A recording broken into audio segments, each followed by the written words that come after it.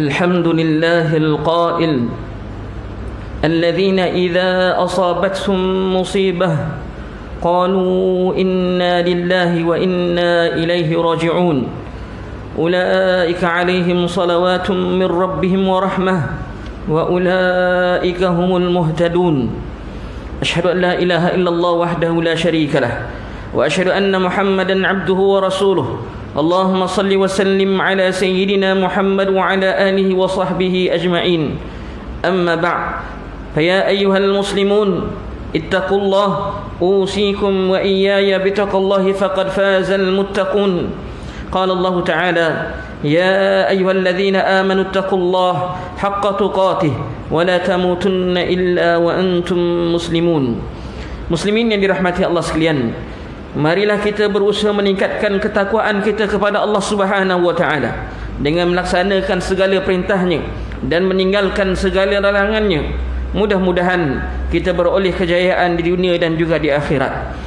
Marilah kita menghayati khutbah pada hari ini yang bertajuk kesenangan dan kesusahan itu adalah satu ujian. Hadirin Jumaat yang dimuliakan oleh Allah sekalian, setiap daripada kita pasti pernah melalui pahit, getir, ujian dan dugaan, kepayahan menghadapi cabaran hidup serta kesedihan yang sukar dilupakan.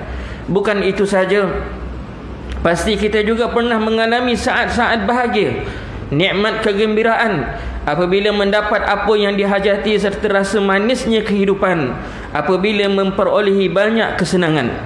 Kesemua situasi ini adalah sebenarnya ujian yang diturunkan oleh Allah Subhanahu wa taala kepada kita, hamba-hambanya, untuk menduga kekuatan iman dalam hati kita.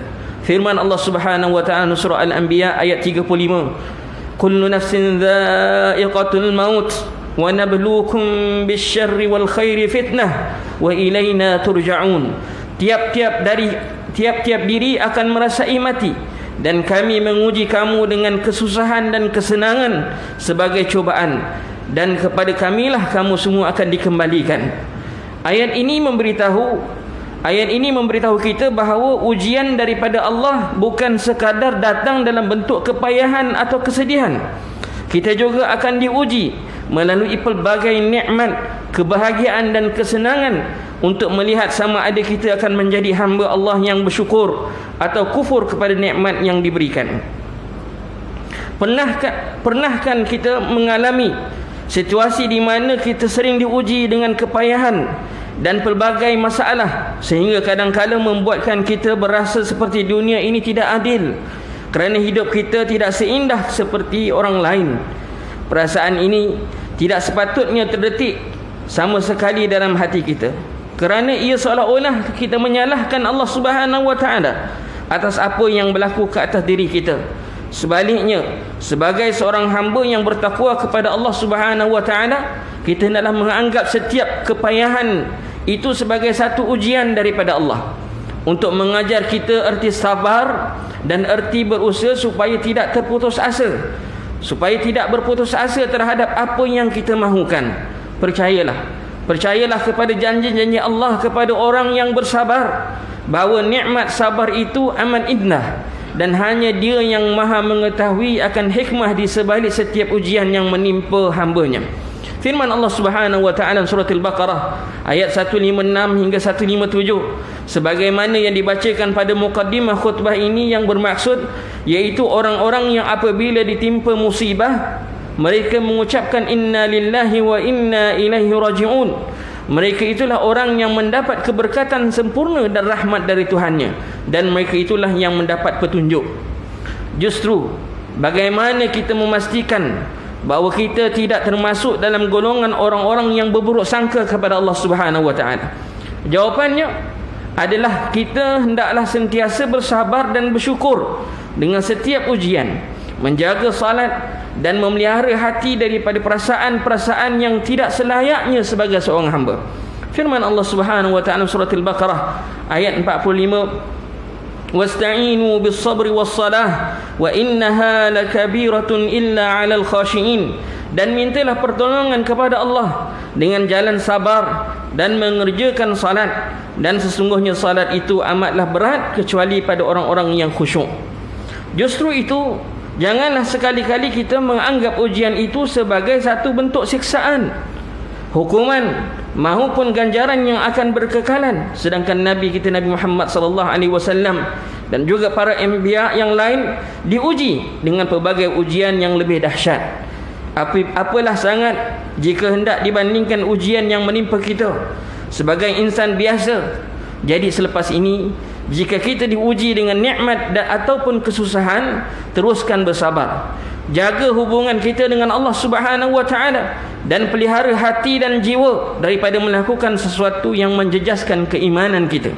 Muslimin yang dirahmati Allah sekalian, relevan dan hubung kait antara tajuk khutbah pada kali ini ialah isu global yang berlaku di negara kita khususnya dan dunia amnya, ialah penularan wabak COVID-19 yang sehingga kini masih belum reda dengan laporan-laporan terkini yang berlaku. Sebagai umat Islam, apa sahaja yang terjadi di atas muka bumi ini, sekalipun gugurnya sehelai daun dari pokok jatuh ke tanah, pegangan kita seperti berikut. Pertama, berlaku dengan keizinan dan ketentuan dari Allah. Yang kedua, ia berlaku dengan kekuasaan Allah. Yang ketiga, ia berlaku dengan ilmu Allah Subhanahu wa taala. Antara pegangan asas umat Islam dalam isu ini ialah sabar, mengadu, merintih dan terus bergantung harap kepada Allah Subhanahu wa taala. Lihat bagaimana kisah yang dirakamkan oleh Allah Subhanahu wa taala yang menguji Nabi Ayyub alaihi salam dengan penyakit misteri dan membelenggu dirinya. Sikap Nabi Ayyub alaihi salam tidak membentak dan merungut dengan mempertikaikan ketentuan ujian atas dirinya. Baginda terus bersabar sekalipun iblis cuba mendatangkan keraguan dan merosakkan imannya dengan ujian yang menimpa atas dirinya. Dalam keadaan ditimpa musibah seperti wabak COVID-19 ini, umat Islam wajib bersangka baik pada menerima ketentuan dari Allah. Ini kerana Allah Maha berkuasa atas tiap-tiap sesuatu. Dalam ketentuannya, setiap kesabaran atau kesusahan yang dialami sampai masa diizinkan olehnya, maka keadaannya akan kembali pulih seperti sedia kala. Hadis daripada Ibn Abbas radhiyallahu anhu bahawa Rasulullah sallallahu alaihi wasallam bersabda, "Wa'lam anna fi sabri 'ala ma takrahu khairan katsira, wa anna an-nasra ma'as sabr, wa anna al-faraja ma'al karb, wa anna ma'al usri yusra." Dan ketahuilah, sesungguhnya pada kesabaran ke atas apa yang kamu tidak sukai adanya kebaikan yang banyak. Sesungguhnya pertolonganku dari Allah bersama sifat sabar, dan sesungguhnya kelapangan itu bersama kepayahan, dan sesungguhnya kesusahan itu bersama kesenangan. Hadis riwayat Imam Ahmad. Antara hikmah sesuatu ujian ke atas manusia ini ialah tapisan dari Allah bagi memperlihatkan sikap golongan orang yang beriman yang sebenarnya atau sebaliknya. Sebab itu sikap orang yang beriman sentiasa mencari hikmah di sebalik satu ujian dan kejadian agar mereka kembali kepada Allah, bersabar dan semakin tinggi keimanan kepada Allah yang Maha berkuasa. Firman Allah Subhanahu wa taala surah Muhammad ayat 31, وَلَنَبْلُوَنَّكُمْ حَتَّى نَعْلَمَ الْمُجَاهِدِينَ مِنْكُمْ وَالصَّابِرِينَ وَنَبْلُوَ أَخْبَارَكُمْ. Dan demi sesungguhnya kami tetap menguji kamu, iaitu wahai orang-orang yang mengaku beriman, sehingga ternyata pengetahuan kami tentang adanya orang-orang yang berjuang dari kalangan kamu dan orang-orang yang bersabar, iaitu dalam menjalankan perintah kami, dan sehingga kami dapat mengesahkan, iaitu benar atau tidaknya berita-berita tentang keadaan kamu. Bersangka baiklah, mungkin Allah hendak mengangkat darjat kita melalui ujian yang diberikan itu.